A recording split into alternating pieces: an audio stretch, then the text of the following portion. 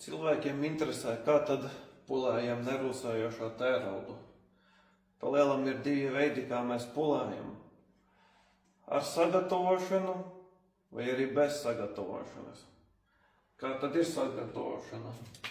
Sagatavojam ar smudžpapīriem. Apstrādājot ar smudžpapīriem, sākot ar rupjāko un ejot līdz smalkākam, kur būs 1500, ar graudu 1500. Pulēšanas veidi mums bez apstrādes. Varam ar mikrošķiedras lupatiņu, uzklājot uz lupatiņas Pro 40 no Zefer, un tādējādi ar roku mēs pārējām pāri, kā iepriekšējos video varējāt redzēt, bez jebkādas apstrādes. Pēc tam varam mēs apstrādāt mehāniski, uzklājot pulēšanas pastu uz konusveidīgās šammītes. Tādējādi mēs ejam un pulējam šādi.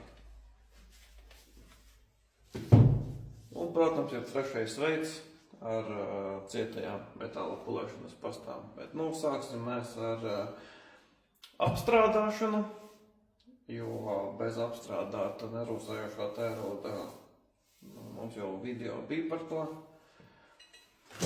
Tad sāksim drošībā pirmajā vietā.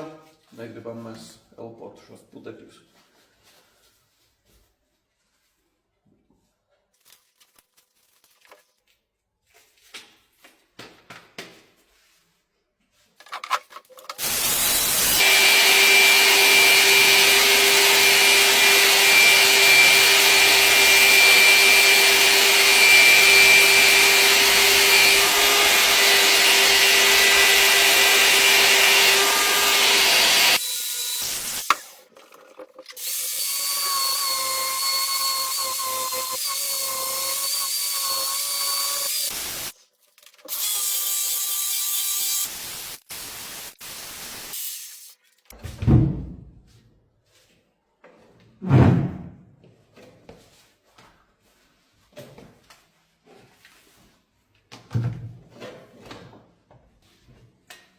Mums ir apstrādāts nerūsējošais tērauds, kur varam redzēt apstrādāts, un šī daļa ir neapstrādātā. Tagad mēģināsim uzpulēt šo virsmu ar Zefer Pro 40.